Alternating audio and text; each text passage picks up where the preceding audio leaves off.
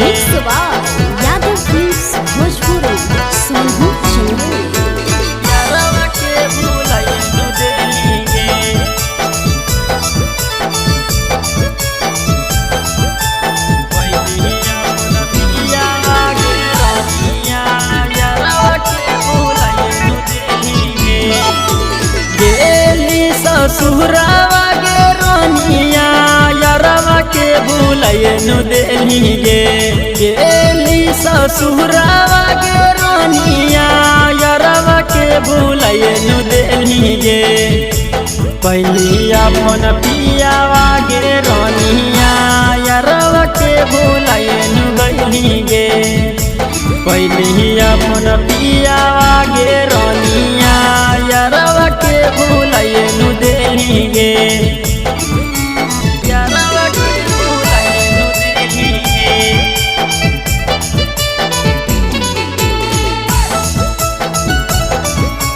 यारवा के भुलाए नु देली गे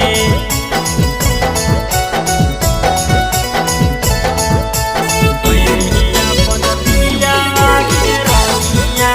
यारवा के भुलाए नु देली गे यारवा के भुलाए नु देली गे तोरे चलती होलियो छौड़ी गाँव में बदनाम गे जन्मों से तोरा मन लियो हमें अपन जान गे हमें अपन जान गे तोरे चलती होलियो छोड़ी गाँव में बदनाम गे जन्मों से तोरा मन लियो हमें अपन जान गे गेली ससुरावा गे रनिया यारवा के भुलाए नु देली गे गेली ससुरावा गे रनिया यारवा के भुलाए नु देली गे पहिलिया अपन पियावा गे रनिया यारवा के भुलाए नु गइली गे पहिलिया अपन पियावा गे रनिया यारवा के भुलाए नु देली गे यारवा के भुलाए नु देली गे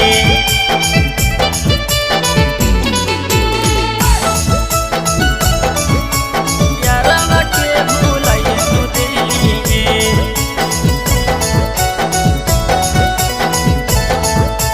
पहिलिया अपन पियावा गे रनिया यारवा के भुलाए नु देली गे यारवा के भुलाए नु देली गे खेल रहनी क्रिया कसम आशिक के संग गे कहनी की सातो जन्म छोड़बो ना हम गे छोड़बो ना हम गे खेल रहनी क्रिया कसम आशिक के संग गे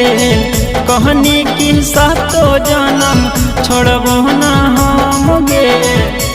हमर दिहल सिकड़ी गे रनिया